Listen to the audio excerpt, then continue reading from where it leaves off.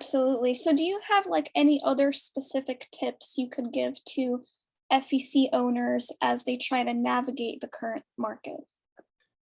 Yeah, so let's move to the next slide. One more. There we go.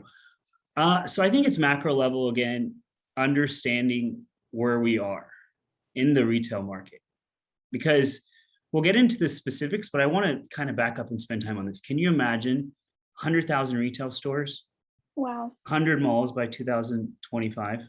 So what does that mean? That's a lot of closures, right? If we can move to the next slide, please. So this is really important if you're looking for a really large space, specifically with grocery shopping. We know with Whole Foods, they're delivering. We know that that's going to affect some of the other grocery stores, right? The Kroger's potentially going out of business. We see other ones that are a lot of large anchors that are coming available. So if someone that wants to do 50,000 square feet, well, there's a lot of opportunity there because a lot of the grocery stores have transitioned to online. Now you look at the shopping online. We know that there's obviously Amazon. We know Wayfair. We know a lot of companies are moving online and they're getting rid of brick and mortar. So I think it's important that you actually look at the whole paradigm of the real estate market and that there's a lot. If we can move to the next, please. Sure. So this is, I guess if we look at Nikisha, expensive, we talk about anyone, Tanya, I know you're talking about dollar signs. So this is something I would take a little bit of excitement about. You see the vacancy. So what is vacancy? It's supply demand, right? Vacancy is effectively going to be going higher. So what does that mean? Effective rents are going to be dropping. So those of you that are seeing rental rates right now on the ask that are looking for properties, there's opportunity. The rents are actually lower. So that's the good part of the news. That's awesome. We can see a lot of opportunity for FECs and owners and operators, looking for that change in the future. So that is definitely good news. So during one of the planning calls that we had, you mentioned that everyone wants to know how to increase revenue, but not everyone considers how their real estate expenses, whether they own or rent, either help or hinder their ability to grow revenue.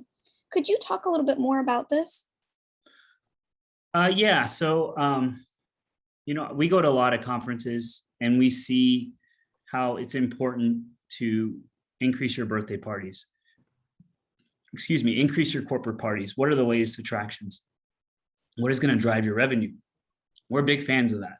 We love the innovation. We know how the social concepts, we understand how the latest attractions drive things, esports, like we already noted. However, it's a bottom line game. If your revenues are going up by 12%, but your expenses are going up by 14%, 18%, then your net is lower. And so what we look at is specifically, obviously, from the real estate purview.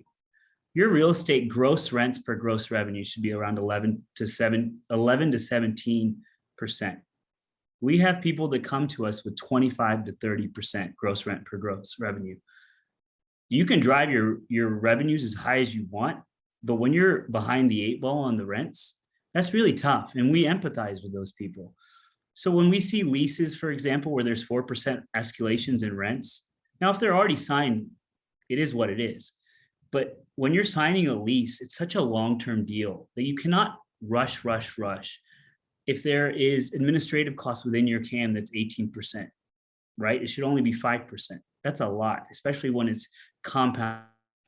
There's not a cap on your CAM. If there is your roof and structure within your CAM. And these are just examples of, you have to open a location. We're all about it. However, please take your time and understand there's a lot of gotchas within your landlord, within your leases. And it'll really help to take a very judicious eye to be able to kind of mitigate that risk on how your expenses can catch up with you.